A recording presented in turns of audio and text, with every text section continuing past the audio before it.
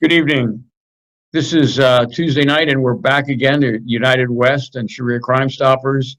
Extremely, a very, very active set of news over the weekend and tonight and ongoing. We know you're busy. We know you're going to watch the president at 9 o'clock, and we are as well. So we're going to jump right into the topic tonight, and we will end in time for you to relax a little bit before 9 o'clock. Mary, good evening. We're glad that you're prepared and you're going to handle the Q&A and show a video and keep us on track.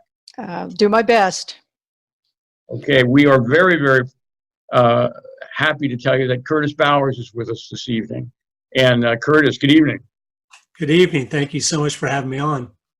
So Curtis Bowers is going to really give us an appropriate message for the hour or two before the State of the Union. It's really important.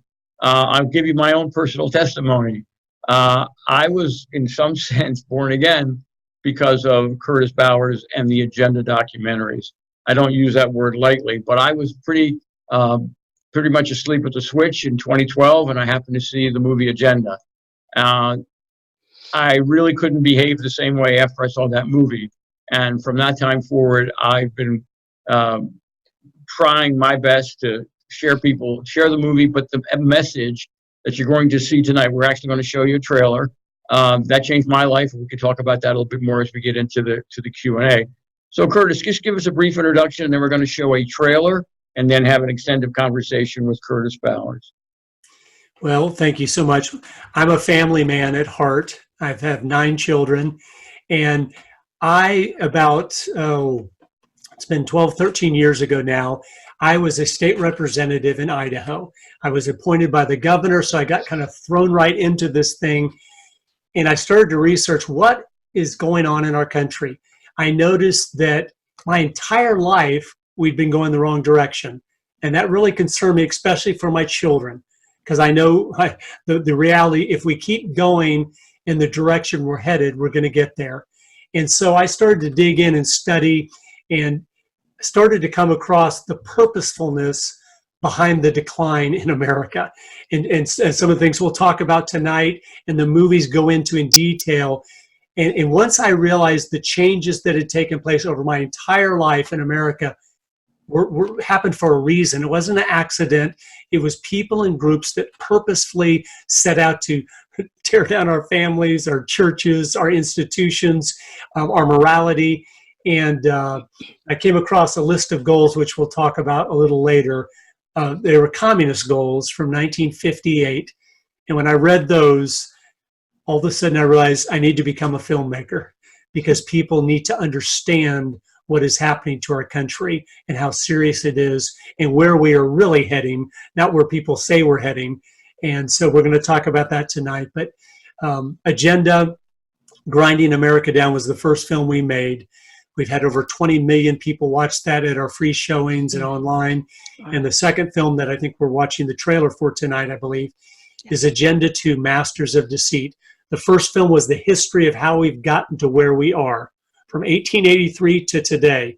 And the second film that is so vital complement to it, it goes about into the issues that are happening right now and how they are finishing off the agenda to grind America down. Okay, Mary, let's push the button and watch the video. It's a 5-minute trailer.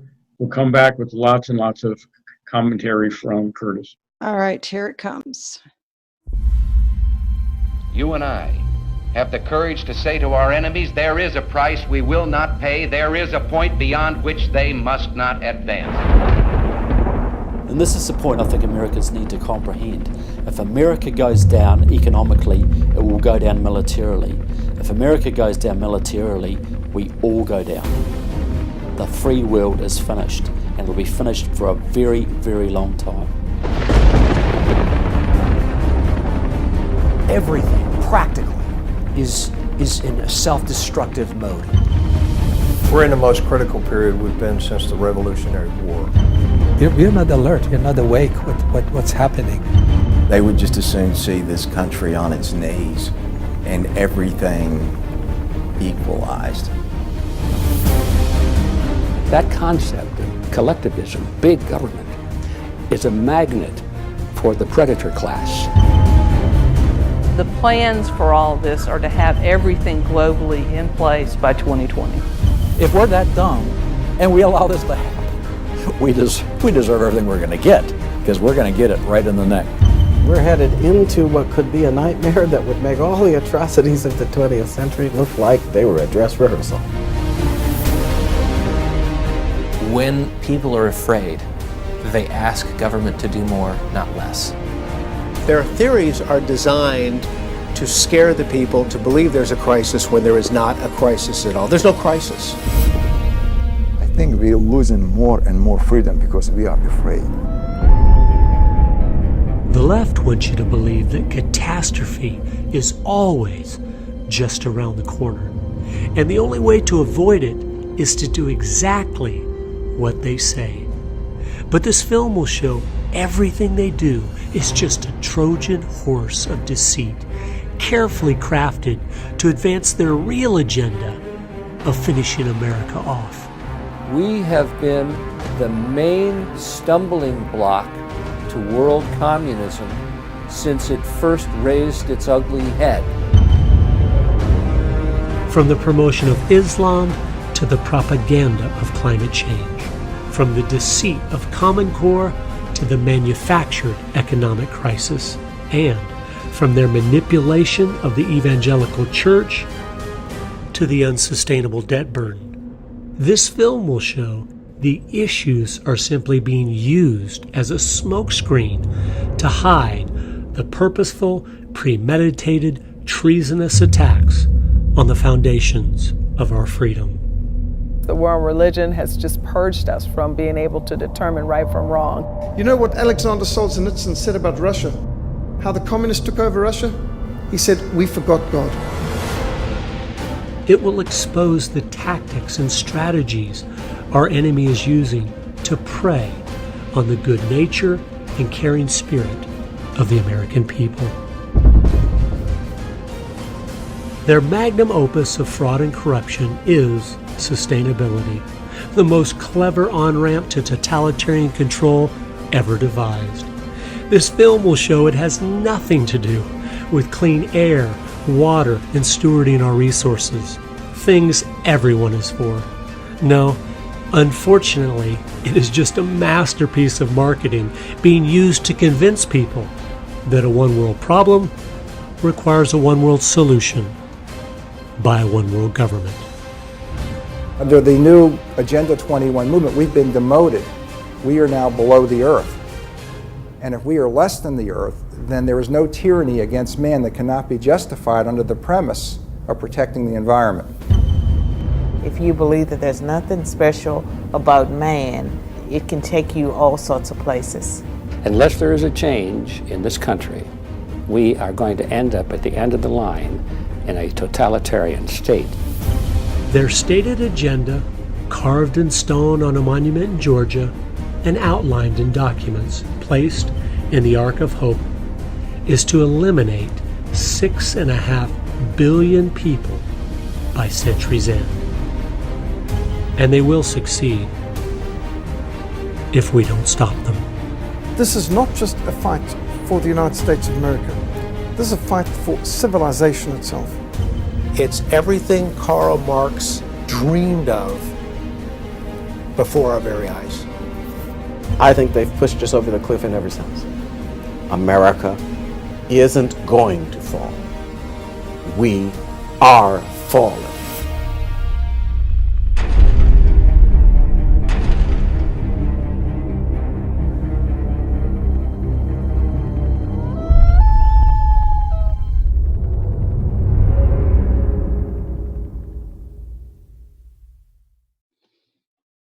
Well, Dick, let me just jump in here really quick. I've watched this thing 2, 3, 4 times since we decided to bring you on.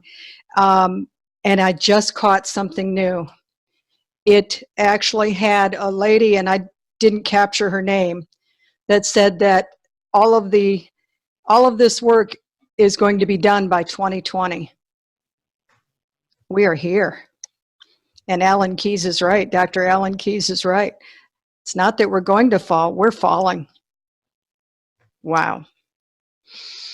I think the other comment would be, this is the dream of Karl Marx. This is the dream of Karl Marx. We'll throw Mohammed in there. Yep. This is their dream, and they've moved so rapidly.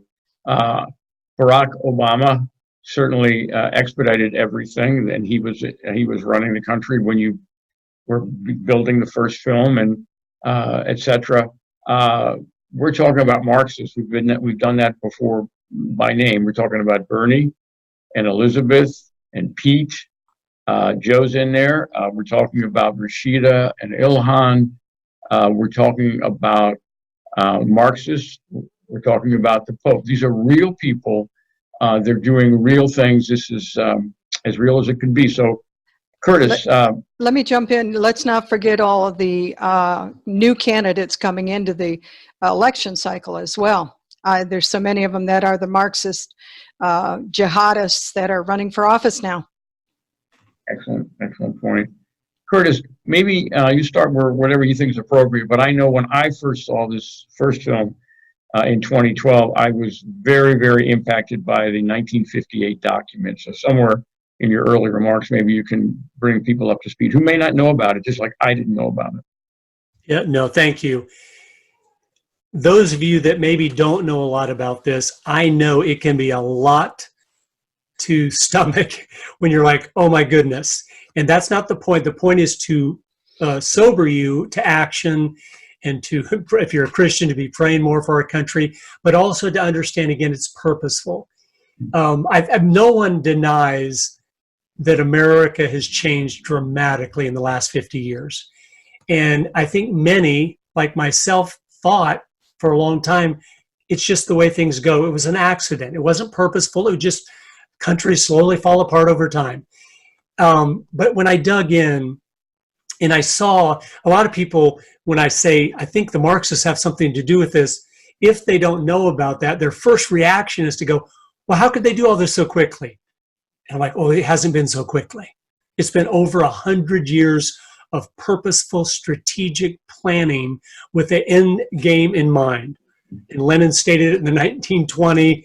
He goes, we are going to encircle America, and we will not have to fire a shot when we take them. They will fall like a ripe fruit into our hands.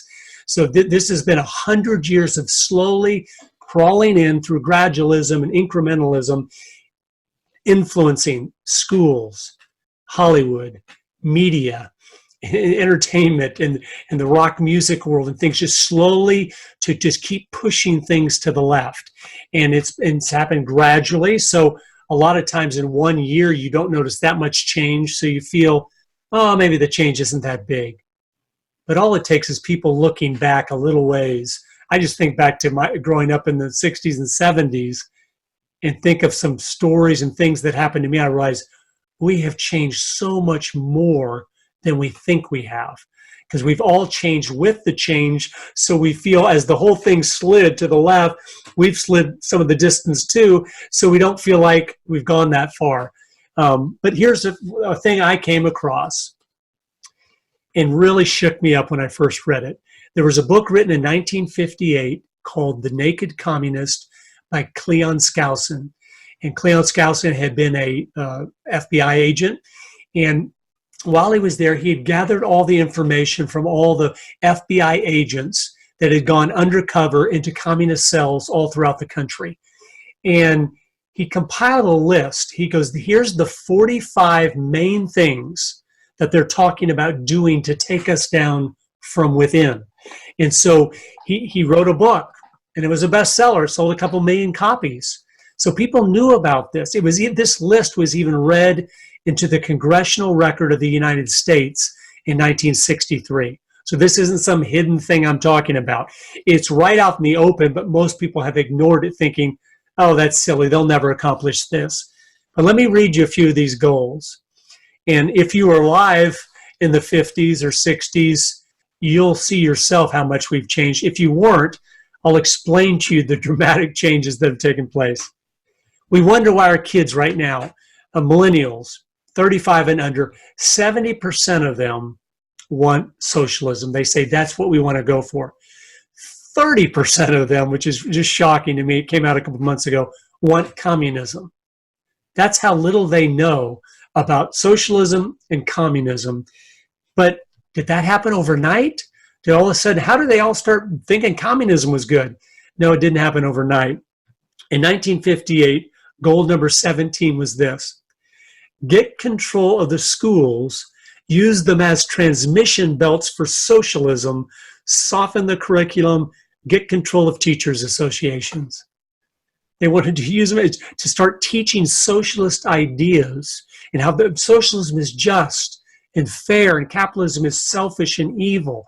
And this is 1958. We got to start teaching those things. Okay? Lenin himself, who was a master strategist, and the left still uses his strategies, he said, socialism is the road to communism. Every Marxist is not working for communism. They're working for socialism. It is very hard to go from free enterprise capitalism to communism because the people still own all the businesses and they have the control of the wealth and the mechanisms of society. So it's almost impossible without just a bloody revolution. And that's even tough if you don't have enough people on your side that they're going to beat you in a country like America where we still do have the right to bear arms, so they know they can't take us. There's 100 million Americans that are fully armed. So, okay, so we don't want communism. We just want socialism. And they start marching towards socialism. What happens when you start marching towards socialism? Government slowly starts taking control of healthcare, more control of banking and mortgages, more control of student loans, more control over regulating business and controlling small business, and then just having good relationships with big business so you can control them. You agree to, hey, we will pass laws that will help it be hard for competition to spring up against you, but in return, you need to support our campaigns and back the things we do. And they say, sure, anything for monopoly. So the big Amazon type companies and Facebooks, you wonder why they're liberal, because you have to have been liberal to buy into this philosophy, what they are doing to root out all opposition, whether it's in thought or speech or whether it's in business. Amazon, I mean, just on a total side note here, if we had no other problems in America and Amazon still existed, I'm just telling you, you're going to see in your small towns, in cities, over the next 15 to 20 years, every single retail business is going to go out of business, which means you're like, oh, well, I like using Amazon. Yes, very convenient. But that means not only do you lose the ability to buy things locally where you are, there's no jobs where you are. So eventually there's no jobs for young people, so they've got to go move near an Amazon warehouse, and that will be the only jobs available. And they're trying to even robotize that. So I'm saying that's a serious thing, but our government's not supposed to allow monopolies. It's unconstitutional, the antitrust laws. But when government becomes corrupt, they start allowing big business to swallow up all competition because it helps give them more control over the people. There's so many of these. Goal 20, infiltrate the press. Get control of book review assignments, editorial writing, and policy-making positions. They wanted the positions that had the most influence. Back in the 20s and 30s, I've read so many books by the communists and to understand their mindset. And back then, when they had so few loyal members, they said our goal is to get each member in a position where over their lifetime, they will influence 1 million people. So 1 to 1 million. So we're not going to be teachers in the schools necessarily. We want to be teachers at the teachers' colleges. If we teach in a regular school, we're just going to have thousands of kids over our lifetime.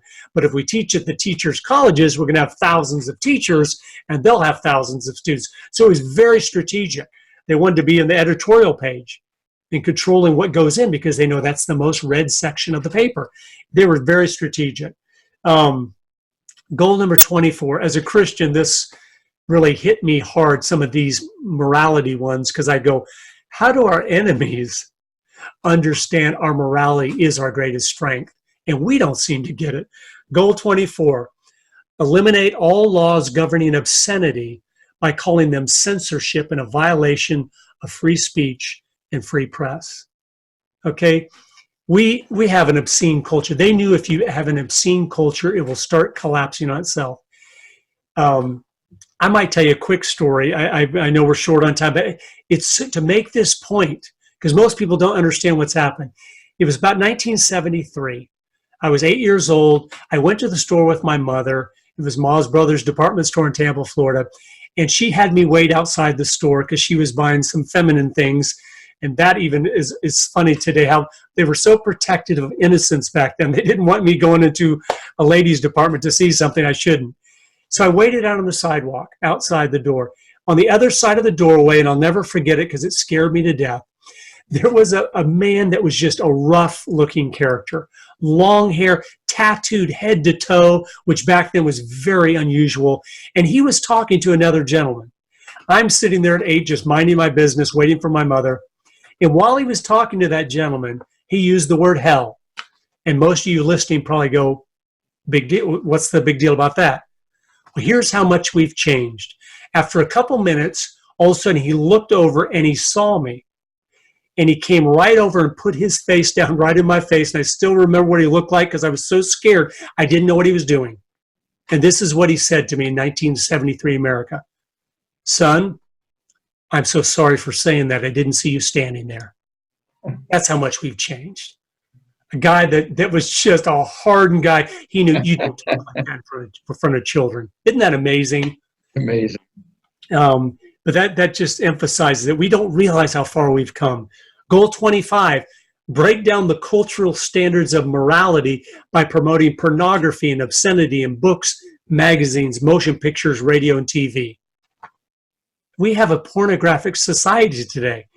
Any woman's magazine at Walmart, right there, face level for my little boys to look at, would have been in 1958 triple X pornography. You would have literally gone to jail if you'd tried to distribute it. And now it's right there. No covers on them anymore, anything, for my little boys to read about all this wonderful stuff. Prime example is the Super Bowl halftime. Right. No, it's rebellion. Marxism, Karl Marx said this. What Marxism is the destruction of everything. And they ask, and people would ask, well, what's going to come up in its place? He goes, we don't know, but it'll be better than the way it is now. So we have to attack morality. We have to attack family. We have to attack church. Everything that is a stable, that is a bedrock of civilization, we have to destroy it. And something new is going to spring up that's going to be wonderful. And that's why they destroy everything. They weren't happy to have marriage be an institution anymore. No, we've got to destroy that. They weren't happy to have genders be affixed, a male and a female. No. If that's part of tradition, we have to destroy it. It's endless. And that's why what we're going to see, just like what we've seen over the last 5 years, I think most of us are like shaking our heads. Can it go any farther? Oh, you'll be amazed. There is no bottom to a person's capabilities of destroying themselves or others when they're in direct rebellion against God. Excuse me. Goal 26 just fits into today. Present homosexuality as normal, natural, healthy. 1958. Normal's the key word there. Yep. And healthy. It's good. What's the problem here? Right.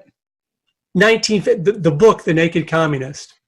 I went and looked at my father's copy later when I saw he had that. And he, on the list of goals, had marked out the word homosexual. And I went to him, I said, Dad, why'd you mark that out? And he said, son, you don't realize, he goes, when I got that in 1958, I didn't want Mom to even see that word. It was so inappropriate. He's protecting his wife from just seeing that word. It was so just offensive. He's like, I don't want her to see that. You might think of something. It's so evil. I don't want anyone to talk about it. Wow. I mean, that's, again, how we've changed. 27, infiltrate the churches and replace revealed religion with social religion. And I know you all have talked a lot about that.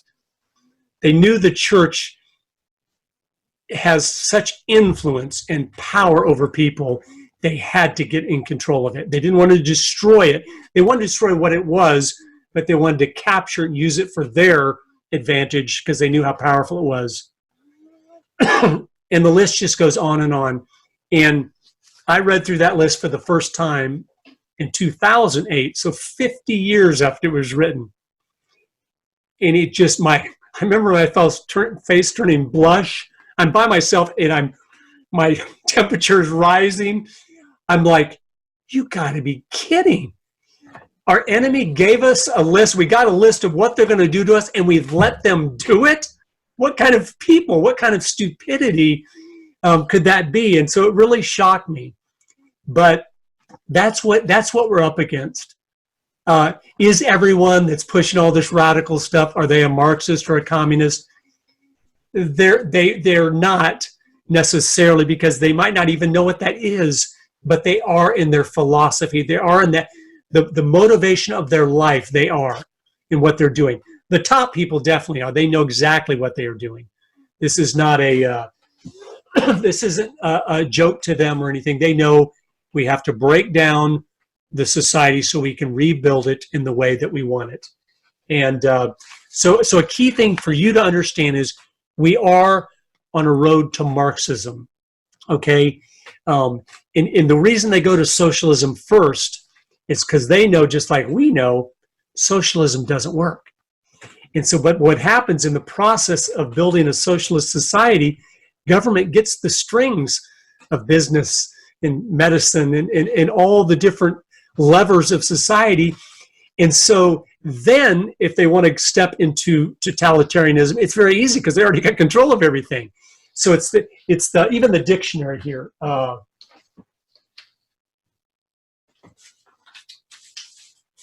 Oh, sorry here. Oh, I've got, anyway, even the dictionary describes Marxism. If you look it up, Marxism, communism, it's the transitional state between the overthrow of capitalism and the implementation of communism. That's what socialism is. And so it's people know what this is, and that's what they're doing. So that's why it's so important we stand against this, because Marxism always ends in slaughter. It always has, and it always will, because it necessarily has to. There will always be people, when you head into socialism and then start to transition to communism, they're going to say, no, we do not want that. But of course, they've already passed the gun laws, so you're unarmed. They've already gotten control of all the different the businesses, so you lose your job and you're outcast. They even try to get control of housing, so you have no place to go. And they know people will rise up, so they just eliminate. And if you look in the history of the 20th century, the 60 or 70 countries communists took over, that's how they marched through the institutions. And most of them did not have the violent revolution to start with. I was amazed when I studied that, because a lot of the conquest had happened before I was old enough to know what was going on. As I studied it, it was amazing. They would go in and stir up the college professors and the young people to want a revolution, to make things just and to stir things up against the current government. And sure enough, they destabilize it. Our State Department in America would almost always step in and say, yes, this government's unjust. We were with the students and we think you ought to step down. They would step down. The Marxists would put up their little puppet dictator who said, I'm for the people, like a Castro. We put Castro in power in all these countries. And he comes to power, and the first thing they do, and Stalin did this in country after country after country, they line up all the college professors that were pushing socialism, all the radical activist students, they line them up and they execute them. As they say this, they say, listen, if your own country couldn't trust you, why should we? And they realize you betrayed your own country. We can't trust you, and they slaughter them. And that had the history of communism, they've been very good at slaughtering all the socialists that brought about the socialism so they could go to communism, because they realized those people were weasels. They were willing to sell out their own people for power or for position, and that's what happens. Now, Curtis, let me interject for just a second, because I think at some point, this might be the point, you might want to comment on the role of the Muslims, Islamic people that support Sharia and the partnership with the Marxists. Yeah, as I dug in for Agenda 2, I'd been studying Marxism for 10 years full time. I'm sorry, I've got a little bit of a chest thing going on, so please forgive me. But Islam was starting to make such a ruckus over things, and we were starting to go, man, stuff's going on here. And I thought, I need to dig in and really study that more. And as I did, I started to see, oh my goodness, there's so many connections. And then I said, wait a minute, I know the Marxist mind. I've been reading all their books since from 1883 to the present. Of course. And then as I dug in, I just knew how they are gifted at using people. Lenin said, we will use anyone for any amount of time, no matter how unstable they are, how undependable they are, how inconsistent they are. We will use them as long as we can get anything out of them. And he said, anyone that doesn't understand Marxism is about using people does not understand a grain of Marxism. And he knew it's about using people. And so they saw Islam and go, hey, these people want to take over the world. Well, that's what we want to do. But these people have a very special gift to us. They love dying for the cause. And we're atheists. A communist does not want to die for the cause. He's dedicated to the cause, but he'd prefer not to die because this is all he has in his mind. When they saw Islam back in the 30s, 40s, and 50s, and then as I've studied this, you see they have worked their way into the Islamic seminaries. The last leader of Al-Qaeda we know was a KGB, FSB agent. He was trained in Moscow. But then you start studying all of modern day Islamic terrorism. And you realize, wait a minute, all the weapons they're using, they're all made in the communist countries, either Soviet Union or in Red China. And then they're trained by them, they're armed by them, they're funded by them, because they create the chaos that the communist loves, so that then they can step up and take control. And as I look more and more into that, I realized the leadership of the Muslim movement, in the Muslim Brotherhood and things like that, the leadership, they are not praying to Allah. Okay, they are in it for power and control. And I think most of the top people are Marxist. They're happy to say, oh, whatever. They realized Islam is more powerful than Marxism because it has a religious element to it that makes people just have blind faith toward it. And so they realize, no, this is a dream come true. And so I think, and again, there's in the movie, it gets into much more detail about that on specifics, how we know that's what's happened. Alexander Litvinenko, he was a KGB agent that defected to England. And before he was the one, a lot of you might remember 10, 15 years ago when he was poisoned by Putin with a radioactive element. And they found it in his body and he realized he'd been poisoned. And he said, no, I know I've been poisoned because we've done this to other people. And he died, but before he died in London, he said, I want you to know the terrorist attacks against Russia that were done recently, they were done by the KGB. And to make it look like militant Islam was against them too, and so that everyone would think, oh, Russia's with us in this fight against Islam.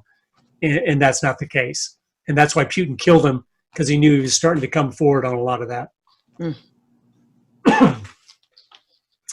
Oh, another key. So Islam is just hand in glove in this. It's world conquest. But I think, I know the communist mind, I think Islam has been captured by the Marxists at the higher levels. And I've got a lot of information that leads me to believe that is true, and their actions in so many different things. How these Islamic governments, like in Iran, do they take care of their Muslim brothers that live in their country? No, they slaughter them and abuse them and control them. You're like, wait a minute. If there wasn't Allah, and if you were a follower of Allah, you're not going to be tormenting the people that follow Allah too. You would not be doing that. And so it's crystal clear in so many avenues that that's the way that's going. Curtis, yes. could I interject a question? Yes, absolutely. So do you think that the Marxists, you said that you think the Marxists have taken over Islam. Do you think the Marxists have realized that Marxism with a religion, and I use air quotes, or religion, gets farther, deeper, and more penetration, because so many people will say it's a religion we cannot, we've got to allow it, because in America especially, you know, we allow freedom of religion. So Marxism has found their mark in being able to penetrate us even farther and deeper. Yes. And again, Lenin, here's a quote from Lenin right here. He said, "The best way to control the opposition is to lead it ourselves." On everything. They don't just destroy, they infiltrate, subvert from within, just like what they're doing to the evangelical church in America to capture with social justice and all this stuff. They're going to capture everything they can. But Islam is so unique because you have that jihad element to it, where you can, if you're in control of those people, you can persuade them to go start killing and doing the revolution you want. And so it's just a perfect fit. Yeah. So that's why I know that's who they are. They're not dummies. They're geniuses of strategy and manipulation. And they're not dumb enough they realize we want to destroy the evangelical church in America, so it's not against us. So it's not standing for truth. We know those pathetic little evangelicals, they're not going to do much of anything except maybe vote liberal because they don't, whatever. We'll be able to persuade them to be sidetracked, and they'll set up the socialism that will destroy them. But they're not going to revolt. They're not going to do anything at all. But these people, if we can get them and their fundamentalism and we stir them up against the great Satan, these people will do all of our dirty work for us. We won't have to do a thing. And so, no, it's a dream come true. And that's what it is. I'm just telling you, Islam on its own in modern times has not been very successful. They have the Marxist mind behind them now. That's why they are taking over the world. Before, they're just over there, just confusion. They're fighting each other so much and all that. And the communists in the 30s said, these are our warriors, and we've got to work our way up in the institutions, just like they did in the Christian seminaries. In the 20s and 30s, the number one goal of Marxists in America was to go to the seminaries, get the theology degrees, and then stay and be the professors. And that's what in congressional testimony from the 1950s, many top communists that defected to our side after they saw Stalin had slaughtered so many of the people, they were interviewed before Congress, and we said, what are they doing? And they said, main thing, take over the church, take over the seminaries. And so that's why they've slowly been destroyed. Why our seminaries are so pathetic now. They don't stand on God's word. They don't, but that's all been almost 100 years now in the making. Curtis, this is really it's interesting. You're talking about these geniuses who can co-opt, let's just say, Islam, and now we're talking about the churches. So we really can't avoid the elephant in the room. There are churches that are already universal. Sometimes they have it in their name, and they've been infiltrated. So, of course, the Roman Catholic Church with a pope who is clearly a Marxist. Maybe you can say a few words about the impact of having that big of an organization that is that hierarchical, led by not just the Pope, but by cardinals who are the products of this infiltration of seminary. So we have Marxists in many, many ways running the Catholic Church, including the bishops in the United States. I mean, the current Pope several times in 2019 said we need to work toward global government. I mean, no ands, ifs, or buts. Many times we're pushing for that. He he hasn't bought into. He's a tool of the climate issue, which is a key element in this. The most key for America. That whole issue was designed to take America down. They realized, they're too strong militarily. The families are too strong. We got to break the families and all this stuff. But we need something that will destroy the productivity of America, so everyone is not so wealthy and has so much power because they're wealthy to stand up against us and stuff. So, but yeah, I've got articles here from the Vatican webpage, and it goes on, and you go right to the Vatican website, and you'll see this particular one's called "Towards Reforming the international financial and monetary systems in the context of global public authority. And that it's on their website, it's their policy paper, and it's world government. We have to have world government. Wow. America and everybody else has got to go. We've got to have it world government where we're in control of everything. And so he is a Marxist. So I know if you had time, someone had time to research his whole life, you would see he is a student of some communists in his childhood, teenage years, college, and they had a plan. Why don't you work your way as a priest to the head of the church? And so it's just, again, we have to understand our enemy. Sun Tzu, 2,500 years ago, wrote the book, The Art of War. It's still used in all our military academies as one of the textbooks for training. And in that, he said this. He said so many things, but he said one thing that just hit me. He said, if you know yourself, you'll win the battle 50% of the time. If you know your enemy, you'll win the battle 50% of the time. But if you know yourself and you know your enemy, you will win 100% of the time. And I remember when I read that 10, 15 years ago, and I said, wait a minute. In America, we don't know either one. We don't know who we are, and they've purposely done that to our children. They don't know what America was founded on. They don't know all the wonderful things that came together to have a country that's so blessed by God, and they don't have a clue about their enemy. Yep. Their battle is, hey, my I didn't get very many likes on my Facebook picture. They've sidetracked us just like they said they wanted to, with the meaningless nonsense of life, so they could be moving forward in every area without us even noticing. And that's what's happened. But just briefly, because I want to give you all ammo too, you people that are listening that care. You have to know everything they do is built on lies. And so the truth becomes very powerful. But for instance, the thing you need to know a lot about is the environmental movement, climate change, and of course changing it because now we're heading into an ice age, so we got to, but here's a fundamental thing. You can debate that all day with people and get lost in arguments or whatever. I just tell them this. I go, we're for the green movement, right? Yeah. I say I am too. I love trees. I love grass. I love everything that is green. And then I say, do you know what the level of CO2 is right now in the atmosphere? And none of them have a clue. It's too high. It's too high.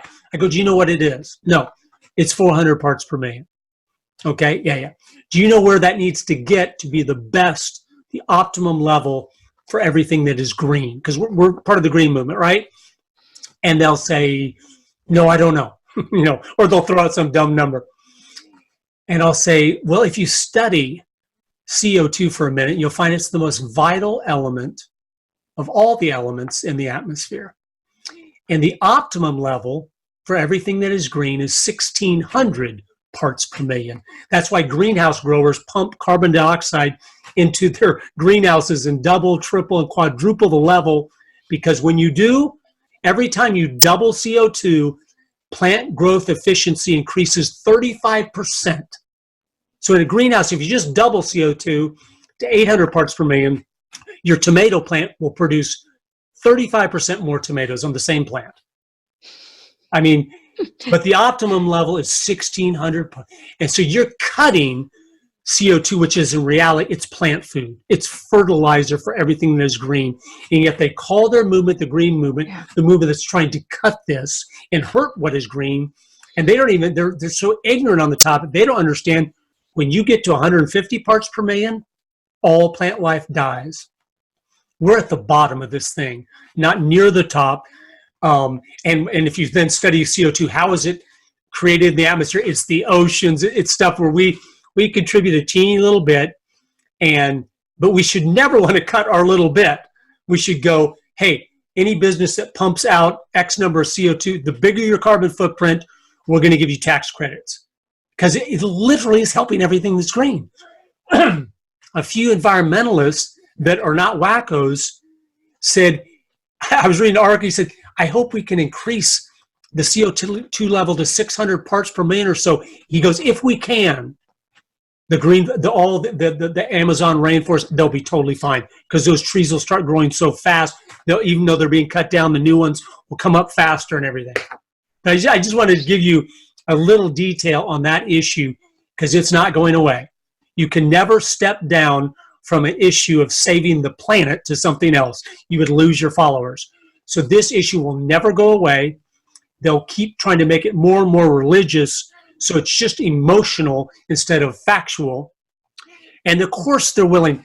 Don't be deceived by, they'll have 30,000 scientists sign on. Well, guess what? If we were to go through that list and see how many of those scientists are making money off that there is a catastrophe, you'd see, oh, it's 100% of them. Real unbiased science. And then you see the list of hundreds of thousands of scientists that say, no, this isn't a problem at all. And you realize they don't have anything to gain one way or the other, so they're just speaking the truth. And so, but that's a key one because it will not go away, and we need to prepare to battle them and expose them that they're hurting the environment. They're hurting everything that is green, and they're hurting human beings, which is even more catastrophic, and we will not stand for that.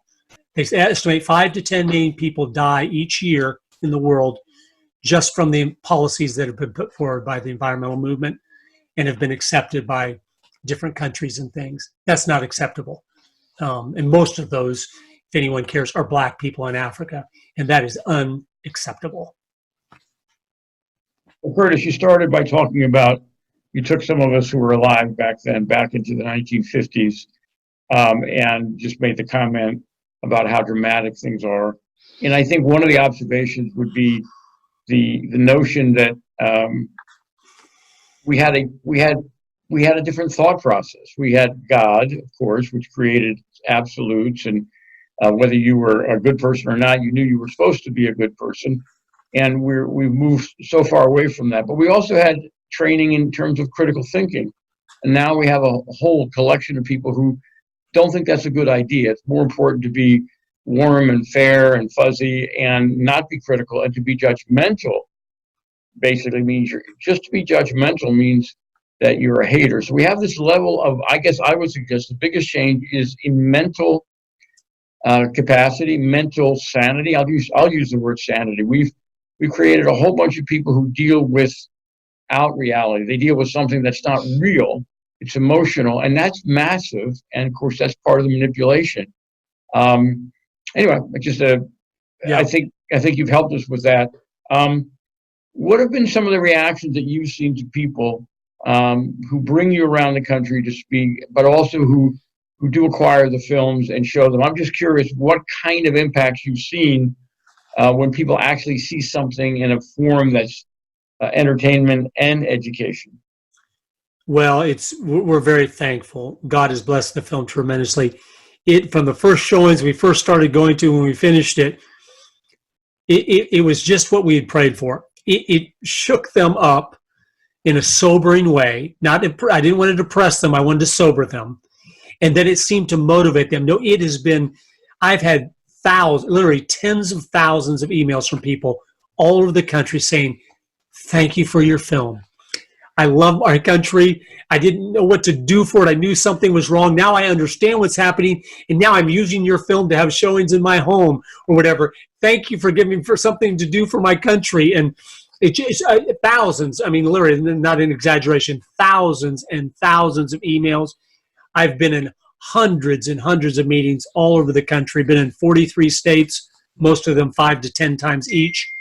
And no, it's been wonderful. And that here's the criteria that agenda will change your life. You have to have at some level where you think, I don't think all the change that is taking place is good.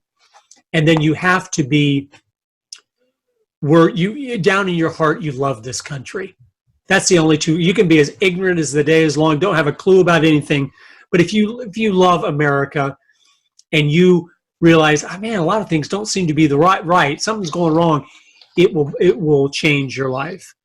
And anywhere between there and someone that knows a lot but hasn't seen something that puts it all together, That's what we said. We said, our family, we sat down, we're working on this. It was 2 years, full time, 10 hours a day for 2 years. When we want something that will be complete enough where when they see it, they'll know, okay, this is a problem.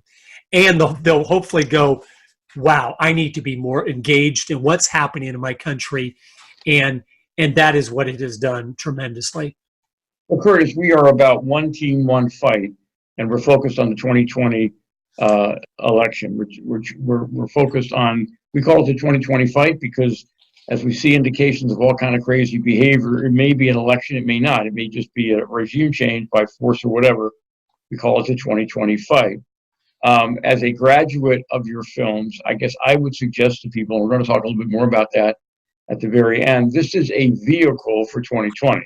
Yes. This is a vehicle for the one team engaged in the one fight. If our goal is to wake up evangelicals who think God will take care of things and that they do not need to get engaged in the political process. We're trying to change that mindset. We're trying any way we can to wake up evangelicals. The other target audience, frankly, would be Roman Catholics. We need to put a wedge in Roman Catholics' thinking. They can decide that they will continue to participate largely in the Democratic Party. They will continue to be driven hierarchically because a lot of wonderful Catholics have been driven by the value system in the Catholic Church. However, the Catholic Church is extremely political now for the reasons you've indicated. The political nature of the Catholic Church is an intentional result of the infiltration of the seminaries. So the other target audience would be the enormous Catholic vote. I would suggest Catholics are registered and are active voters. Evangelicals might not be. For the Catholic people, this particular film is an opportunity to put a wedge in their mind.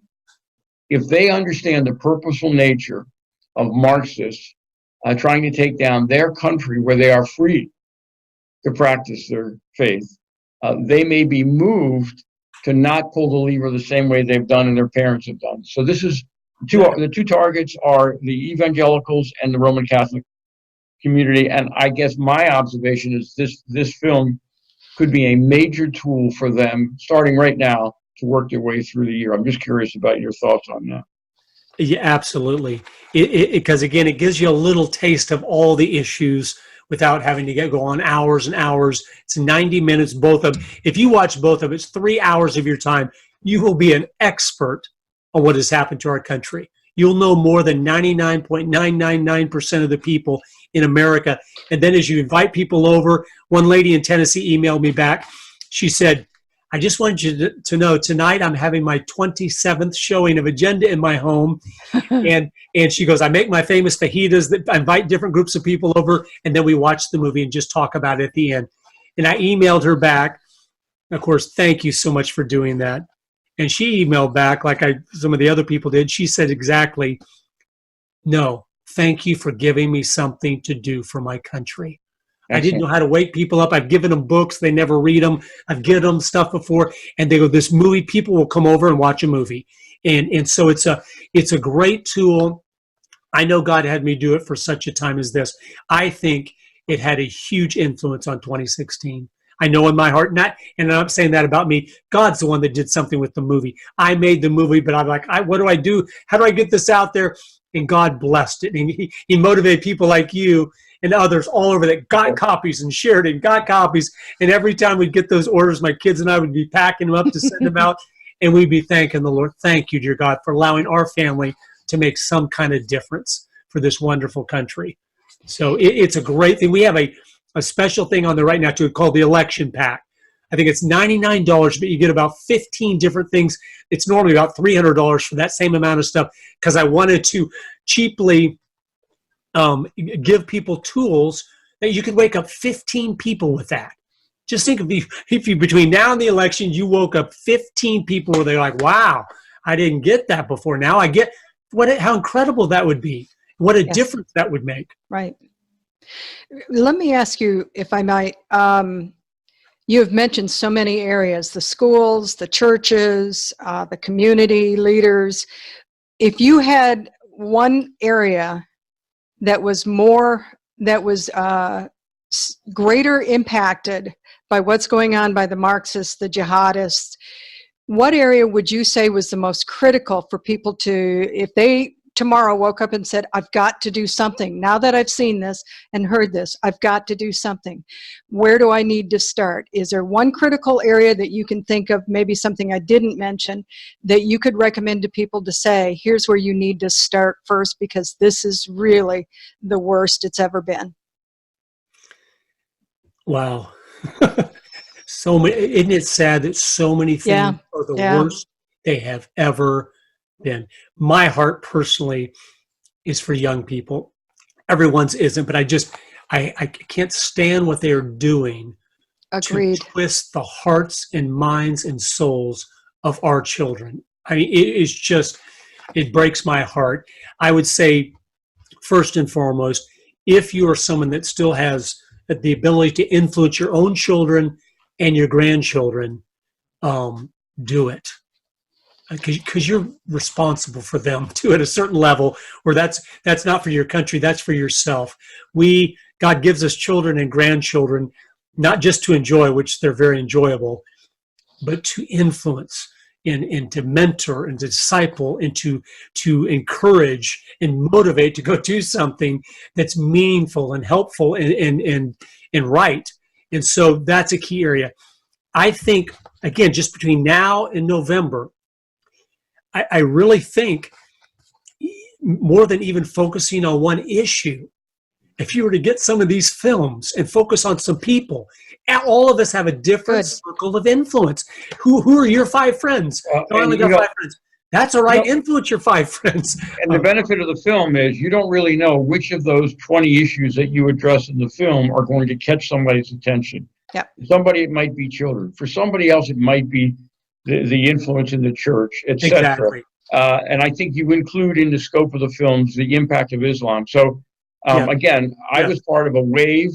There was a wave back in 2012 that was built on your movie. This was in the state of Michigan. There were 3 or 4 people who banded together and got bulk copies of the film. We showed the film. We showed them in a Roman Catholic church. And that Roman Catholic church, actually, let me digress. You came in the mobile home with your children to the church. The movie was seen. There was probably 700 people watched that movie that day. And then people immediately came and said, I need a copy because I've got my own circle of friends. That's the kind of explosion. That's the wave that was created. It's so simple because when you hand somebody that DVD to watch themselves, they may show it to other people. And again, all the topics are covered. So you don't have to have a pet issue. Right. You have an orchestra of different parts of the orchestra. They're playing a symphony to destroy us, and people will see that. They'll be motivated by some part of the movie. That's my experience.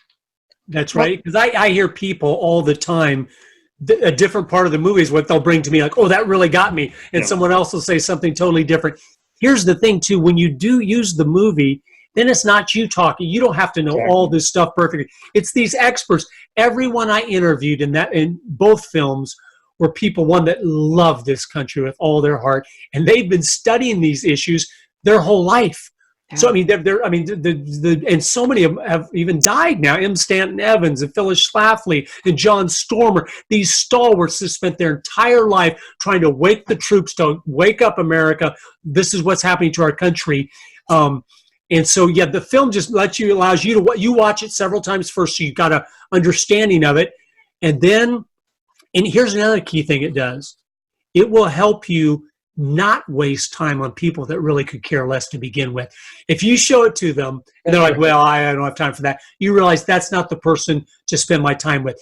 But I promise you show it to enough people, X% of them will go, oh my goodness. Yes. And then you can have them come join your little group or be involved with you. If you're a good candidate, you're handing out stuff for that. You can help them, use them to help you get done whatever needs to be done right where you are. Well, let me jump in before we get too far, because there's 2 questions asking key questions. Now that we're talking about get the video and show it. Where do you get the films, and where do you get the election pack? And I almost answered Amazon, but I didn't want to do that. No, they don't have that on there. It's agendadocumentary.com, agendadocumentary.com. It's our website, and you can, And actually, I encourage you. Next week, I'm starting just a podcast, a free podcast. It's just 30 minutes to an hour a week on key issues of giving you a deeper understanding of them. If you want to go and subscribe there, then I can send that to you when we start it next week. It's just, I can't travel around to everyone, but I've learned so much. I want to share it with others. But at agendadocumentary.com, you can get the election packs right there and our other resources. Excellent. And anyway, but yeah, it's good. Let me ask a question. If I'm on a budget, I want to get one copy. In other words, my comment is you can get one copy and start your own little revolution. So one copy costs me what? If you get one copy, it's $20. And if you buy 5 copies or 10 copies, then they're $12 each, and then you get 10 copies that go down to $10 each. That's my point. Dropping. Yes. So we would, now you're reminding me, we would get together a group of people, get a bunch of names, we would buy 10 copies. Yep. And we would get that discounted price, and then we would work from there. It is so doable, I guess is my comment. Yes. The other point I want to make is there's a lot of meetings this year on local issues. I'm not saying they're not important, but why would you want meeting after meeting after meeting on a millage, on a tax, when the country is at risk? If you could get this film into the hands of somebody who's hosting that meeting, or at least the trailer, my comment is our goal in 2020 is to raise the level of concern so people who are working together are not just trying to be on normal precinct delegate and get their friend elected. They need to understand what's at stake, and I can't think of anything better than the movie that puts the priority there. You can disagree. You don't have to go with it, but at least you had a chance to see what might be the highest priority of all. Yeah, because it's just, I think anyone watching it, you probably understand things are serious, and they are. But the best way to make a difference is to each individually just do the things we can do, not worrying about the big problem, just focused on what you can do instead of being overwhelmed. And yeah, it's just, these films, again, I wish we had time to go into every one thing I might read. We still have a few minutes, don't we? Oh, sure. Yeah, We've got a couple questions, but yeah, sure. we're watching the clock for the union, but we do have time, so let's go. Go ahead. Why don't you do the questions first? Okay, we just got a few of them. We've got Robert saying that he was commenting early on in your discussion about Lenin and said that Lenin was a master strategist, but his Soviet Union crumbled, sorry about that, in ignominy, a disastrous mess. Your thoughts? Yes. And that's what it'll do next time, too. They don't care. They want power. Right. Of course, they say the reason it didn't work is we didn't have the whole world, and it never works, and it never will work. But if they can get the levers of control of the money system of the world, the economic system of the world, they don't care if you're all starving to death. They'll be living like kings. This isn't about you. It's not about working towards something successful. It is about power and control. And the environmental movement will give them the legitimacy to slaughter billions of people, and because we have to save the planet, or allow them to starve to death because we can't produce any more carbon dioxide. And so it's the vehicle that all of a sudden, it's like Karl Marx, he wrote the Communist Manifesto, and he had this plan. But then right around that same time, a man named Charles Darwin wrote Origin of the Species. And Karl Marx read that book, and he realized this is what legitimizes what I am trying to do. God is not in this anymore. It is just evolution of animals. And he goes, now we can slaughter, we do whatever, because it's just highly evolved animals. He dedicated his next book to Charles Darwin himself, because he said, no, this is the theory that now allows us to say, no, this is right and this is good. Doesn't matter if people have to die or not. What we're doing is best, and it doesn't matter if we have to eliminate millions and millions of people. They don't matter anyway. They're just animals. So those things, when they come together, but this environmental movement's the same thing. The communists saw, well, it's been quite a while ago. In the 70s, they knew this was a key thing. I don't know if a lot of you listening know, Mikhail Gorbachev, who was the communist dictator of the Soviet Union, and while he was the dictator, they were one of the greatest polluters of any country in the world, dumping nuclear waste into their lakes and their rivers. And the day he steps down from the Soviet Union, he moves to San Francisco and he starts Green Cross International, an environmental group, because he knew that's the wave. That's the new frontier. That's how Marxists will take over the world without anybody knowing it. We're going to package it all in lingo, sustainability, and taking care of Mother Earth and all these things where we can get control of everything because of this crisis. It's a one world problem that demands a one world solution by a one world government. And that's what they say, and they knew that. And so that's the vehicle. No, so for the gentleman, Rob, that said that, no, of course it doesn't work. And they know it doesn't work. They would ideally like to have about 200 million slaves to make their life nice and kill everybody else off in the world. And they talk about this. They go about 200 million people's all, and you have a state of Texas barbed wired off and work camps in there producing the things for the elites, and everyone else is dead. And then they can pillage the resources of the world as if they think a little more is going to be enough, but it never is. And they will find out on the day they die, oh, there was a God and I was wrong. And I was on the wrong side of things. All right, we've got one that's asking, what role did the Frankfurt School play when its members came to Columbia University prior to World War II? Good old John Dewey, the father of government schools in America, brought the Frankfurt School intellectuals here, dropped them down at a lot of our top universities. And they stated, Willie Munzenberg, who was one of their leaders, he said, our purpose is, quote, to make the West so corrupt it stinks, unquote. Just to rot them from within with immorality. And here's, in fact, I have a quote. Wilhelm Reich was one of the leaders of the Frankfurt School. Listen to this to understand how evil these people are. He said, we as communists used to debate people about the existence of God. And after a while, I came to a conclusion that this was a waste of time. You aren't going to debate people away from the existence of God. But what we found was that if we could get people involved in deviant sexual behavior, the whole idea of God just disappeared automatically. Do you understand what he's saying? If we get these young people so immoral, God will disappear, because when you're doing what's wrong, you don't want there to be a God. You're like, I'm not going to church, or I'm not, because you know you're guilty and you're doing things you shouldn't do. And so that's how they said, we're going to erase God out of America by making them so immoral. God, no one will want there to be a God, so they'll start like, oh yeah, there's no God, because they don't want there to be one. Isn't it? I mean, that's how evil. That's from 1932. Well, I think that's an indication of how much they're winning, because what you just said is happening. It's exactly. happening. It's exactly. No, that's the thing you have to face. A lot of people, communists couldn't be. I thought communists couldn't be anything because Ronald Reagan won the Cold War and the Berlin Wall came down, and I thought all that too.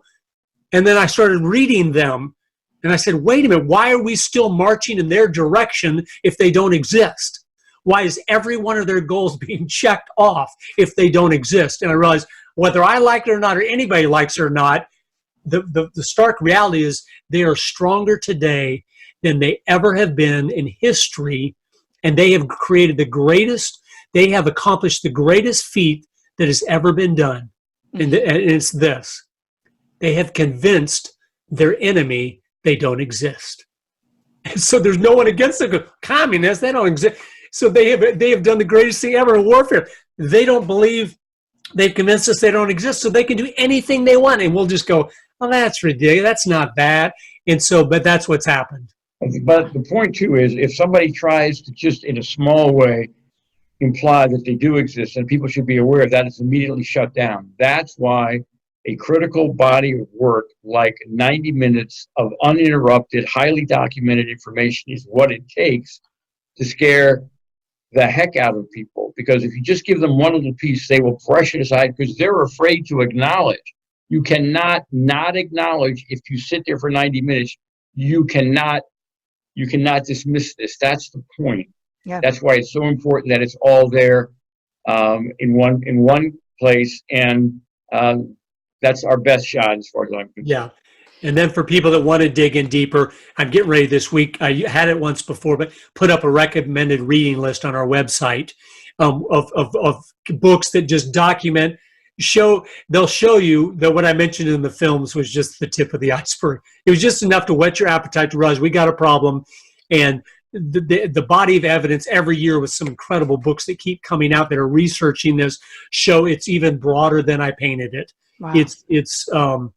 It's really shocking.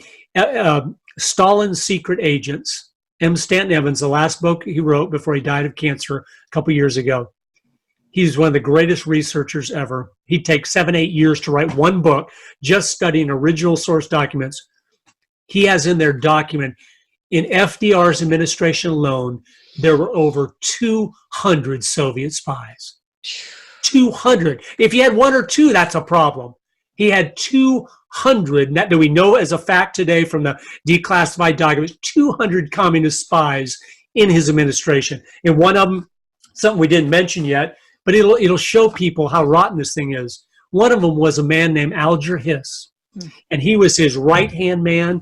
He's the one that went to him with the only one that went to him with him to the Yalta conferences and all the World War II conferences. He was his confidant.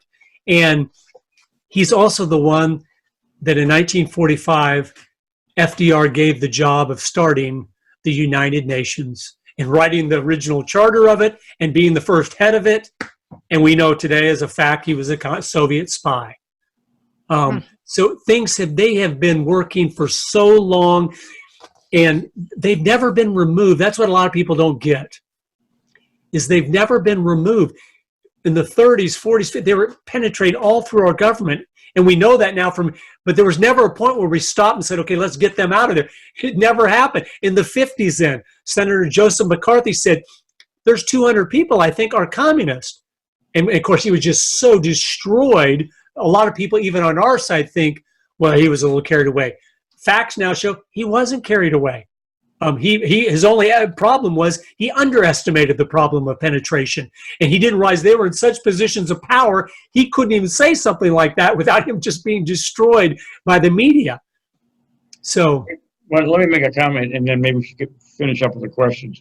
Yeah. When you've been working this hard for so long and you can see the finish line, if you have any energy left or any motivation to get to that finish line, you pick up the pace, you knock over things, you knock over people, you knock over hurdles. That's where we are at. Hillary was supposed to win. Yep. Hillary was supposed to win. Obama was supposed to rise into more international power, etc. So there are people who are looking at right now, what's happening right now. They can taste it, they can do it, and they are going to be as brutal as it takes to cross that finish line. And again, we need to make sure that we have every legitimate legal way to stop them because they're almost there, and this is their big year. That's why the attack on Trump has been unprecedented. Right. Because they couldn't believe they were fooled again. When in 1980, Ronald Reagan beat Jimmy Carter, even though the week before the polls had said that Carter was going to win by 12 points. When they underestimated Reagan and lost, they say, we will never let that happen again. And then it happened again with Trump. And that's why they were just unglued. They're like, what do we do? Because this guy is stopping all of our progress and trying to dismantle what we've set up. So that's why the attack is just unheard of. Yeah. I think him along with Boris Johnson with Brexit. I mean, they're country first, God and country first. And how dare us for even thinking that, right? That's right. Yeah. One last question, and then we'll let you do what you wanted to do with the document you were about to read. Where does George Soros fit into all of this? Is he a big funder, or is he greater than that? No, he's one of the key elites. Maybe sometime in one of your future live webinars we were talking about, I have a talk that takes about an hour and 15 minutes, but goes through from Cecil Rhodes back in the 1800s to today, all these key people. I don't mention all of them, but all the key ones, of which George Soros is just one of many. Most of them are behind the scenes type guys. He's one of the few that likes some attention. Most of them, like the Rockefeller family, a lot of them, they always tried to stay back. They were controlling things, but they didn't want to be on the news every night and all that stuff. And most of the super rich of the world they like control, but they want front men out there doing their stuff. They like just enjoying their sweet life. He's one of the few that just likes attention and rubbing people wrong and all that. So yeah, he's a key player in it and has been for a long time. Yeah. So one thing I wanted to read to you all, and I know there's a variety of people listening to this. I'm sure most of you love this country. You're patriotic. At minimum, you're probably God bless America type people. And then many of you are probably Christians that actually know Jesus and have a different relationship with him. But I read that this is a letter from a college student that went to Mexico on some kind of trip they were having. And while he was there, he became a communist.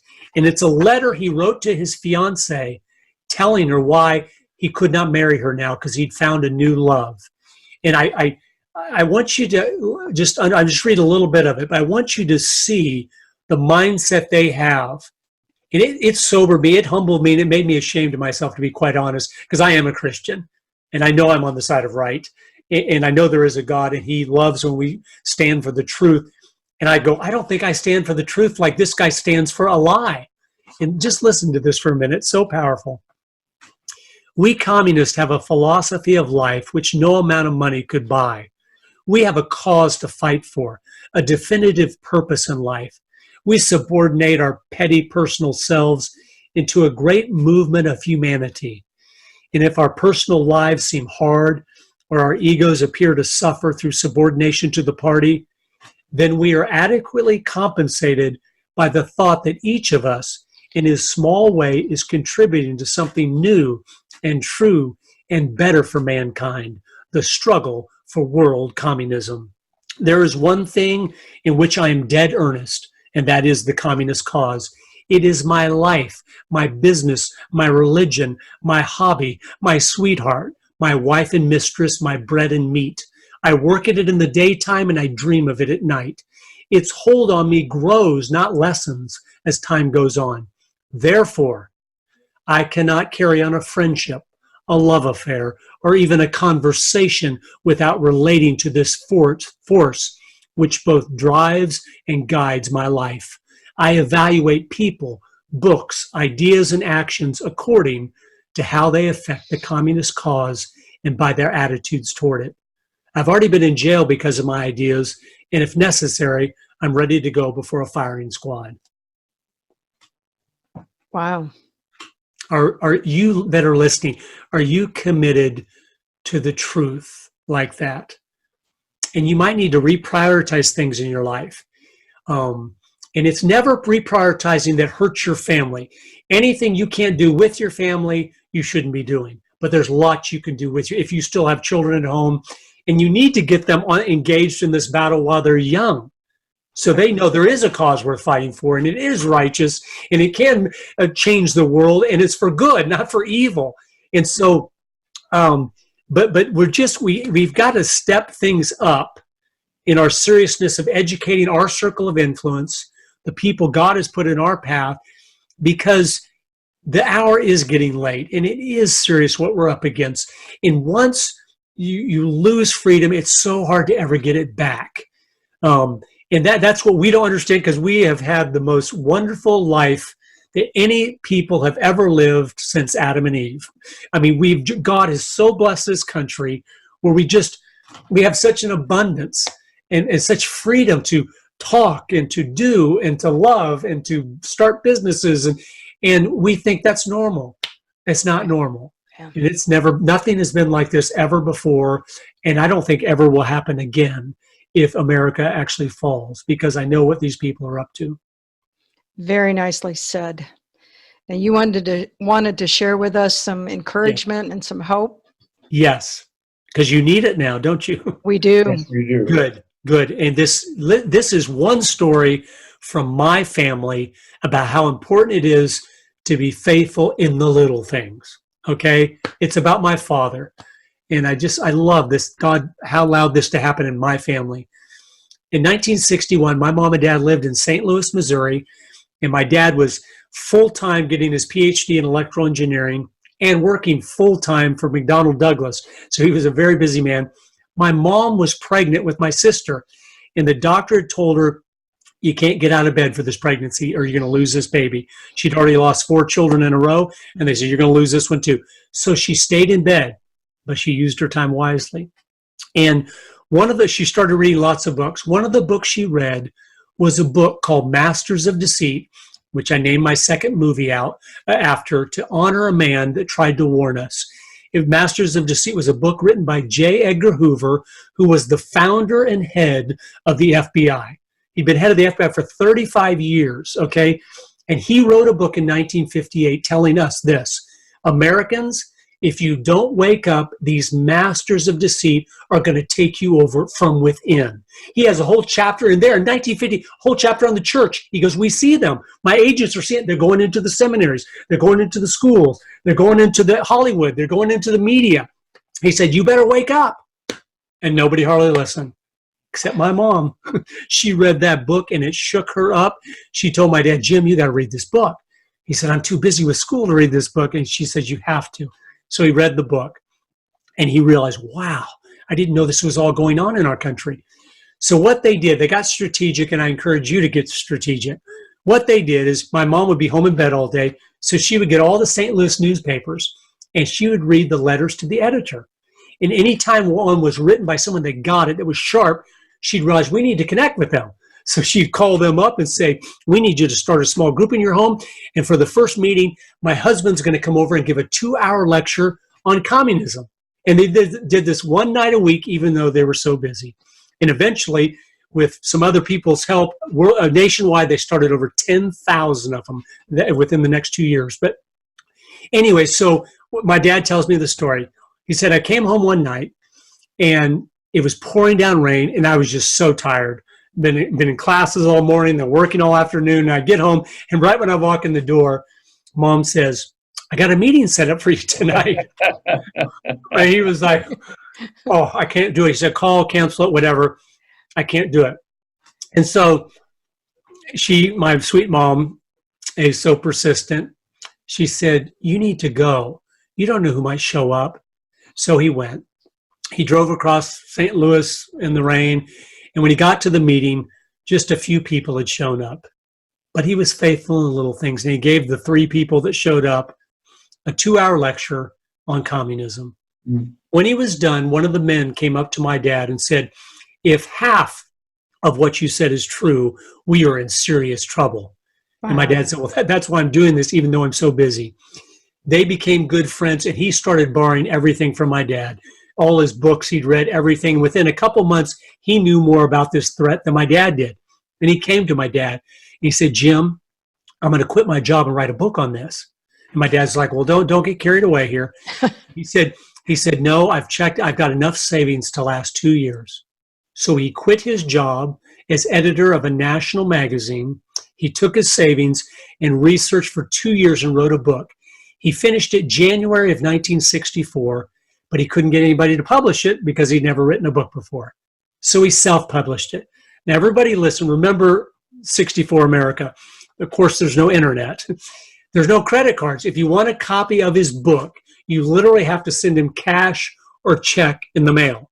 Okay? It's not in a bookstore in America. You have to tear the little form out in the back of the book and send it into him.